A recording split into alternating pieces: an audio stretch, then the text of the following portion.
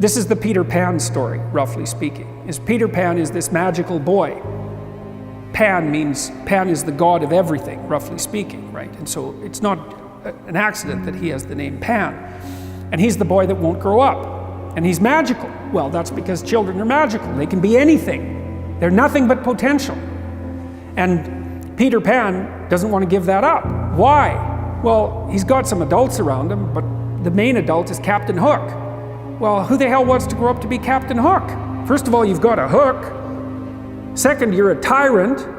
And third, you're chased by the dragon of chaos with a clock in its stomach, right? The crocodile. It's already got a piece of you.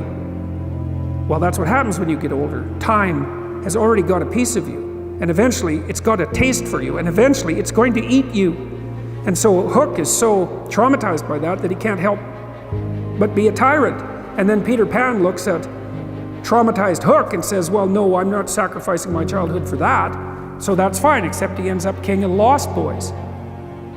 In Neverland, well, Neverland doesn't exist, and who the hell wants to be king of the Lost Boys? And he also sacrifices the possibility that he'll have a real relationship with a woman, because that's Wendy, right? And she's kind of conservative, middle-class, London-dwelling girl. She wants to grow up and have kids and have a life. She accepts her mortality, she accepts her maturity. Peter Pan has to content himself with Tinkerbell. She doesn't even exist. She's like the fairy of porn. She doesn't exist. She's the substitute for the real thing.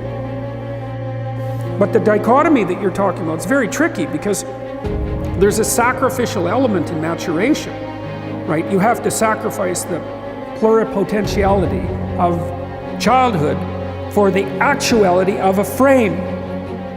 And the question is, well, why would you do that? Well, one reason is it happens to you whether you do it or not. You can either choose your damn limitation, or you can let it take you unaware when you're 30, or even worse, when you're 40. And then that is not a happy day.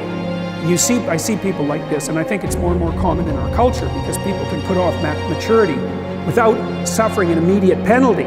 But all that happens is the penalty accrues, and then when it finally hits, it just wallops you. Because when you're 25, you can be an idiot. It's no problem. Even when you're out in a job search, it's like, well, you don't have any experience and you're kind of clueless. It's, yeah, you're young, it's no problem. That's what young people are like, but they're full of potential. Okay, well, now you're the same person at 30. It's like people aren't so thrilled about you at that point. It's like, what the hell have you been doing for the last 10 years? Well, I'm just as clueless as I was when I was 22. It's, yeah, but you're not 22. You're an old infant, right? And that's an ugly thing, an old infant. So, part of the reason you choose your damn sacrifice, because the sacrifice is inevitable, but at least you get to choose it. And then there's something that's even more complex than that, in some sense, is that the problem with being a child is that all you are is potential, and it's really low resolution. You could be anything, but you're not anything. So then you go and you adopt an apprenticeship, roughly speaking, and then you become something. And when you're something, that makes the world open up to you again. Like if you're a really good plumber, then you end up being far more than a plumber, right? You end up being a good employer. If you're a really good plumber, well, then you have some employees, you run a business, you train some other people, you enlarge their lives, you're kind of a pillar of the community, you have your family. Once you pass through that narrow training period, which narrows you and constricts you and develops you at the same time, then you can come out the other end with a bunch of new possibility at hand. And Jung talked about that. He thought that part of the proper path of development in the last half of life was to rediscover the child that you left behind as you were apprenticing.